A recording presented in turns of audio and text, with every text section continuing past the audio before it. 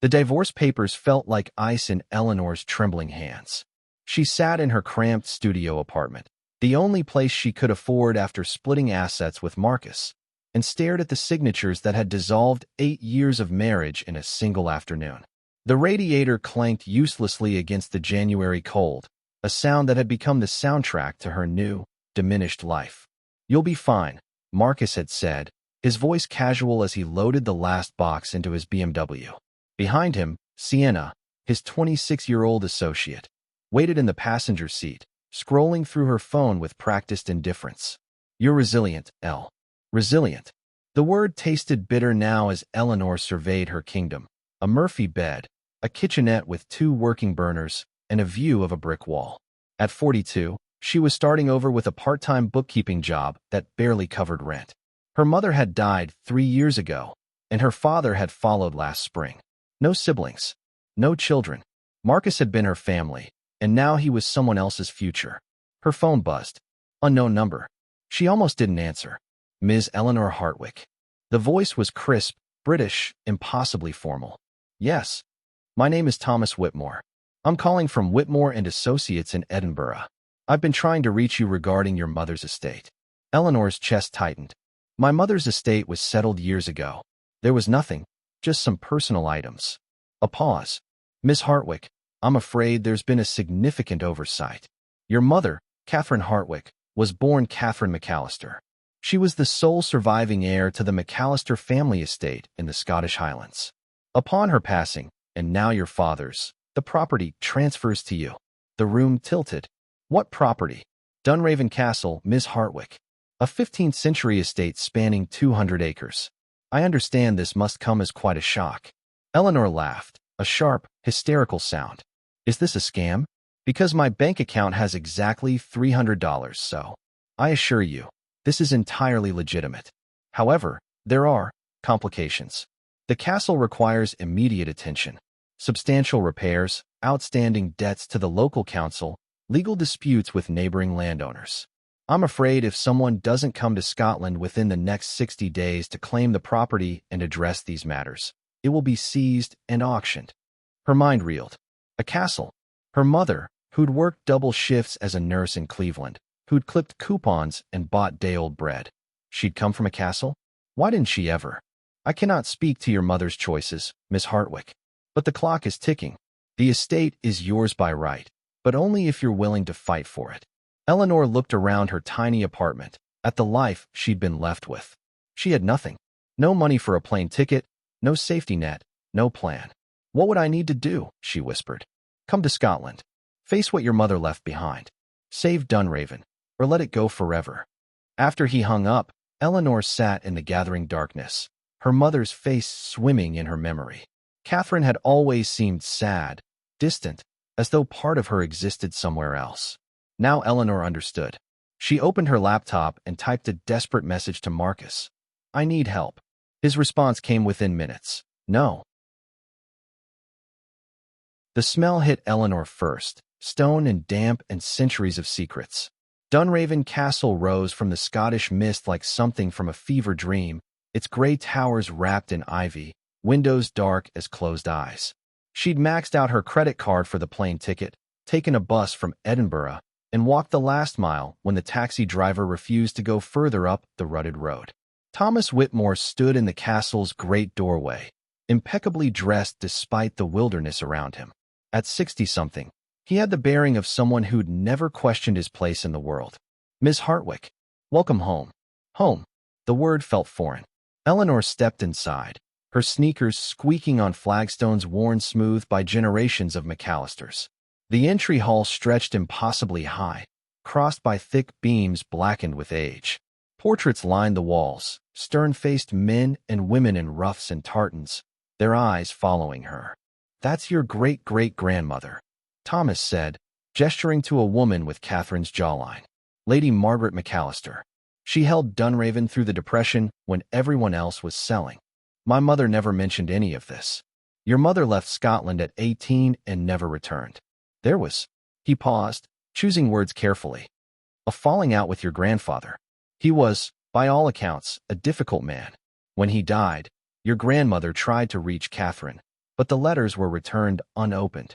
Guilt twisted in Eleanor's stomach. Her mother had carried this pain silently, dying with it unexpressed. What else hadn't she known about the woman who'd raised her? Thomas led her through room after room. A library with leather-bound books and collapsed shelving. A ballroom where ceiling plaster hung in dangerous sheets. A kitchen that hadn't been updated since the 1960s. Every step revealed new disasters. Water damage, rot, crumbling mortar. The estimate for immediate repairs is £400,000, Thomas said. You have debt of $70,000 to the council. And the Crawfords, your neighbors, claim your land includes a right-of-way their family has used for 50 years. They're threatening litigation. Eleanor sank onto a dusty chair, overwhelmed. I can't do this. I should just let it go. Perhaps. Thomas studied her with eyes that had seen too many estates die. But your mother couldn't let it go either, could she? She ran from it, but she kept the claim alive. She named you heir. That means something. A door banged somewhere in the depths of the castle. Eleanor jumped. Just the wind, Thomas assured her. The place is full of noises. You'll get used to it. But that night, alone in a bedroom that hadn't been slept in for decades, Eleanor didn't get used to anything. She lay under borrowed blankets, listening to Dunraven breathe, creaks and whispers, and the scratch of ivy against windows. She thought about Marcus in his modern apartment with Sienna, thought about her mother dying without ever coming home, thought about the weight of history pressing down through ancient stones. Her phone buzzed. Marcus. Heard through friends you're in Scotland. Some castle inheritance? Typical. You always did love fantasy over reality. Eleanor deleted the message and stood, wrapping a blanket around her shoulders. She walked through the dark castle, trailing her fingers along walls that had stood for 600 years. In the library, she found a photo album tucked behind fallen books. Catherine as a child, laughing on Dunraven's lawn, her hair wild with wind. Her mother had been happy here, once, before whatever happened drove her away. Eleanor sat on the floor, holding the album, and made a decision. 3 months transformed everything, though not in ways Eleanor had imagined. The money came from unexpected places, a crowdfunding campaign Thomas's assistant suggested, heritage grants, and finally, selling a pair of Georgian candlesticks from the castle's collection. Each pound went towards stabilizing walls, repairing the roof, addressing the council's concerns. But the real work was harder, facing the Crawfords. Angus Crawford was 70, weathered as the Highland Hills, and convinced Eleanor was an American interloper with no right to McAllister land. They met in Thomas's Edinburgh office, surrounded by maps and deeds and decades of disputed boundaries. Your mother abandoned this place, Angus growled. My family kept the roads clear, maintained the fences, used the land that would have gone wild otherwise. Eleanor felt her old self, the one who'd apologized to Marcus for not being enough, rise up. Then she remembered her mother's young face in those photographs, remembered the strength it took to leave everything and build a new life alone. My mother left because she needed to, Eleanor said quietly. But she never stopped being a McAllister. And neither have I. I'm willing to discuss an easement, Mr. Crawford, but I won't be bullied into surrendering what's mine. Something shifted in Angus's eyes. Respect, maybe, or recognition.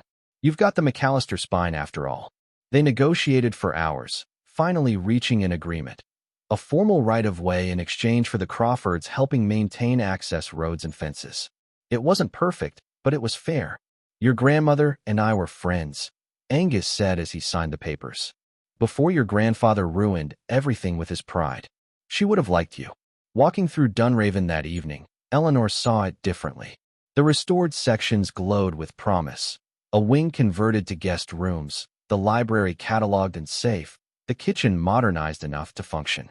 She'd hired local workers, joined the village council, learned the land. Her phone rang. Marcus, again.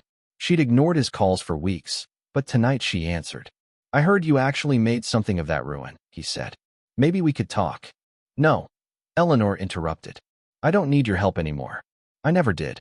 I needed to stop asking and start building. She hung up and stood in the great hall, surrounded by her ancestors' portraits. Thomas appeared from the library, carrying a bottle of whiskey he'd found in the cellars.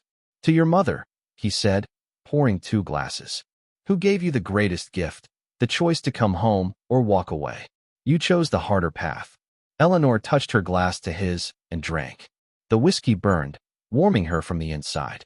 Through the windows, the sun set over the highlands, painting Dunraven's stones gold. She'd come to Scotland broken, begging for help from a man who'd discarded her.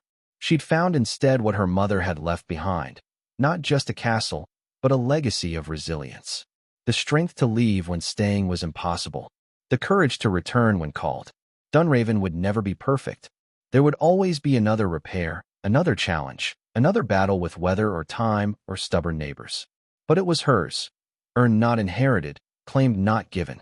And for the first time since signing those divorce papers, Eleanor felt like she was enough. She was home.